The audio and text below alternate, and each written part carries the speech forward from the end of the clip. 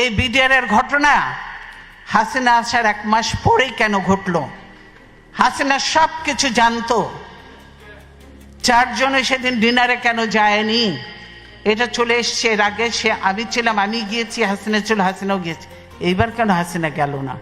তারপরের দিন কেন ঘটনা ঘটলো?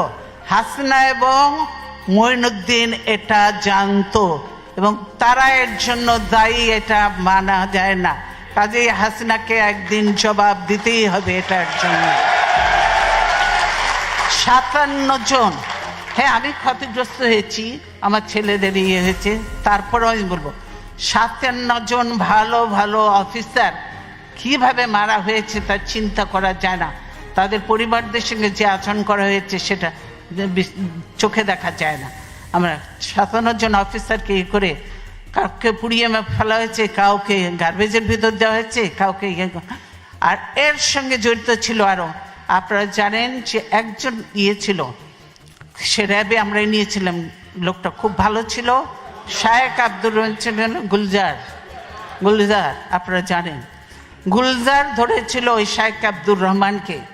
তার জন্য রাগ ছিল ওই মির্জা আজমের, তার বোনের জামাই ছিল, তার জন্য গুলজার সন্ধ্যা পর্যন্ত র্যাবকে, মঈনকে, অমুককে বারবার ফোন করেছে, হেল্প হেল্প হেল্প, সাহায্য চেয়েছে, কিন্তু কেউ এগিয়ে আসেনি।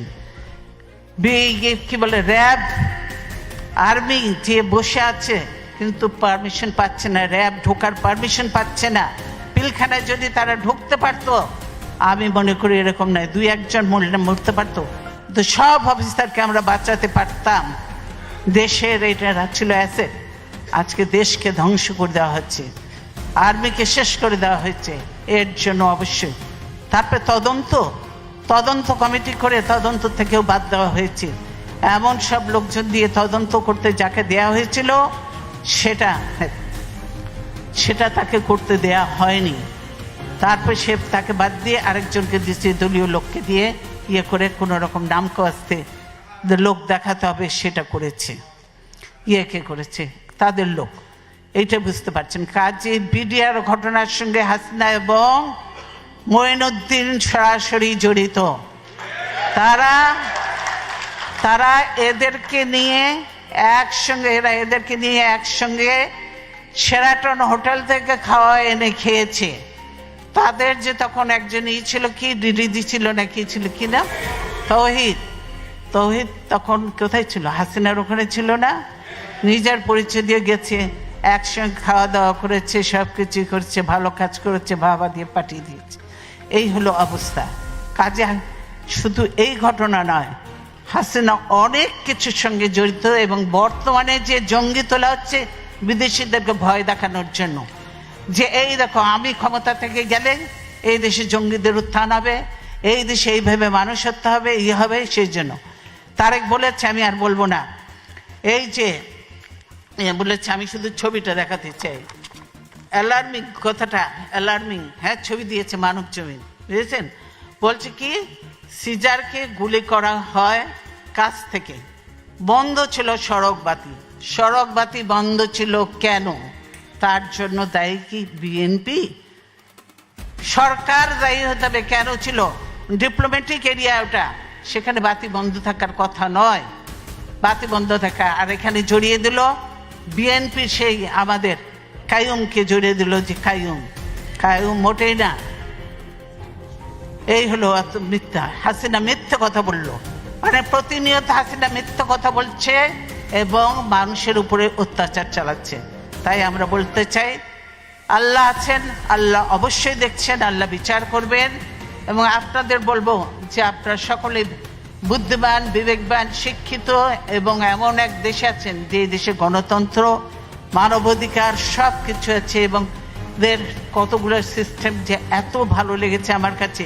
আমি মনে করি যে এগুলো আমাদের দেশেও চালু করা উচিত এবং সুযোগ হলে ইনশাল্লাহ আমরা করব সেগুলো, তাদের কাছে আরও শিখে প্রশিক্ষণ নিয়ে করব। কাজে আমি আর বক্তব্য দীর্ঘায়িত না করে, আমি আপনারা কষ্ট করে এসেছেন, আপনাদেরকে ধন্যবাদ জানাই। অবশ্যই আপনারা দেশে আজকে, আমি সাংবাদিকদের কথা বলতেই পারিনি, সাংবাদিক আজকে মাহমুদুর রহমান জেলে অপরাধবিহীন, তারপরে সাগররুনির কোনো বিচার আজ পর্যন্ত হয়নি। শওকত মাহমুদ জেলে, প্রেস ক্লাব আজকে আওয়ামী লীগের দখলে।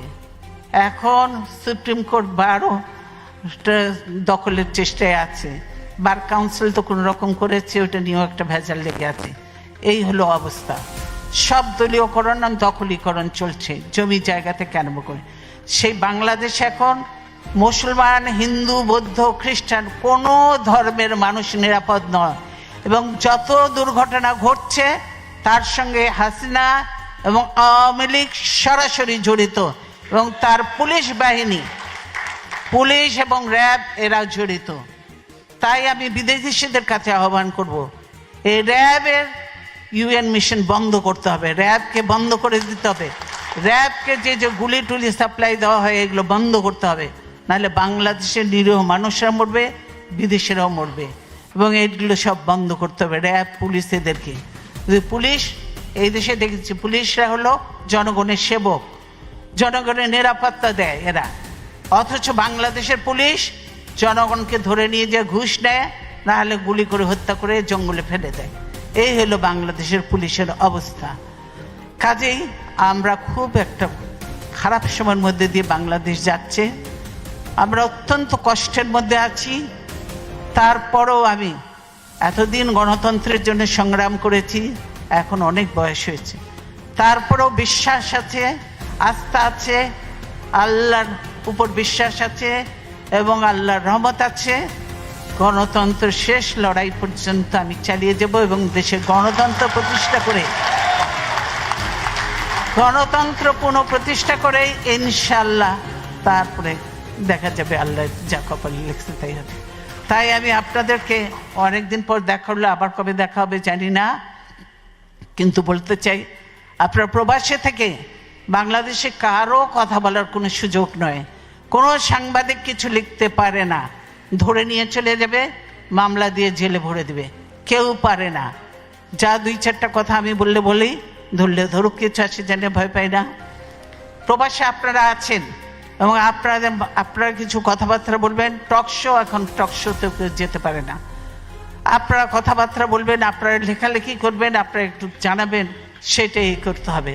কাজে প্রবাসে আমরা বলি যে আপনার সোশ্যাল মিডিয়াটাকে আপনারা বেশিভাবে কাজে লাগান, এটাকে কাজে লাগান, এবং এটা দিয়ে যেমন মিশরে সেই কি স্প্রিং রেভলিউশন হয়েছিল, বাংলাদেশেও এটা দিয়ে রেভলিউশন করা সম্ভব এবং গণতন্ত্রকে ফিরিয়ে আনা সম্ভব।